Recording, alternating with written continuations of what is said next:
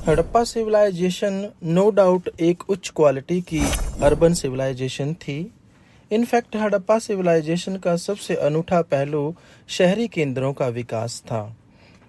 खुदाई से मिले नगरों को देखकर हम यह अनुमान लगा सकते हैं कि उनके नगर विशेष प्लानिंग के अनुसार बड़े साइंटिफिक ढंग से बनाए गए थे। हड़प्पा सभ्यता की नगर योजना की कुछ विशेषताओं पर आज हम प्रकाश डालेंगे। सबसे पहले है हाउसेस एंड बिल्डिंग्स। हड़प्पा सभ्यता के लोग भवन निर्माण कला में बड़े निपुण थे। उनके मकान पक्की ईंटों से बने होते थे। बाढ़ के खतरे से बचने के लिए वे अपने घरों की नींव को उनके घर खुले होते हवादार होते।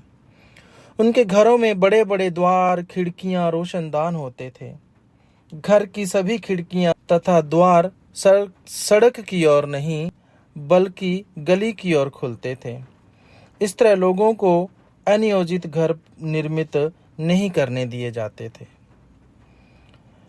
कई मकान 2 या उससे अधिक मंजिला भी होते थे। इनके ऊपर जाने के लिए सीढ़ियों का प्रयोग किया जाता। संभवतः यह सीढ़ियां या तो लकड़ी की होती थी या ईंटों से बनाई जाती थी। प्रत्येक घर में एक खुला प्रांगण, रसोई घर, कुआं, स्नानागार होता है। The great bath. Harappan civilisation की एक्सकेवेशन से मिले एक विख्यात भवन मोहनजोदड़ो में स्थित द ग्रेट बाथ है। बहुत आश्चर्य की बात है कि आज से लगभग 5000 वर्ष पूर्व हड़प्पन निवासियों ने इतना विशाल स्नानागार कैसे बनाया होगा। यह स्नानागार 180 फुट लंबा और 108 फुट चौड़ा, इसके बीचों बीच 39 फुट लंबा और 23 फुट चौड़ा और 8 फीट गहरा तालाब बना हुआ था। तालाब के निकट ही एक कुआं था जिससे इस तालाब में पानी भर लिया जाता था। तालाब से गंदा पानी निकालने के लिए अलग से निकासी प्रबंध किए गए थे।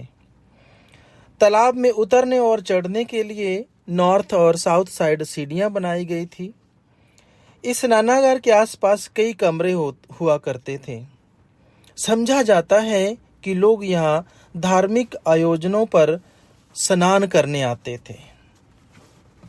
Other buildings. हड़प्पा सभ्यता की खुदाई से हमें कुछ अन्य भवन भी मिले हैं। समझा जाता है कि इन भवनों का प्रयोग महलों या ऑफिसेज के रूप में किया जाता होगा। मोहनजोदड़ो, हड़प्पा, लोथल आदि नगरों से हमें बड़े बड़े गोदाम मिले हैं। इन गोदामों में अन्न को सुरक्षित रखा जाता था और विश्राम गृह भी बनाए गए थे। अन्नागार में मोहनजोदड़ो से मिले अन्नागार में 27 कमरे थे। हवा के आने जाने और अन्न रखने और निकालने की उत्तम व्यवस्था की गई थी। माना जाता है कि प्रजा से कर के रूप में वसूला गया अन्न यहाँ रखा जाता होगा। Drainage system. हड़प्पन शहरों की सबसे अनूठी विशेषताओं में से एक जल निकास प्रणाली थी। ड्रेनेज सिस्टम उनका बहुत बेस्ट था।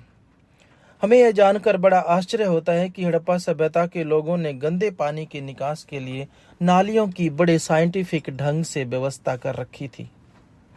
घरों की नालियां गली की बड़ी नालियों में गिरती थी। वे शहर के बाहर किसी बड़े नाले में जा गिरती थी।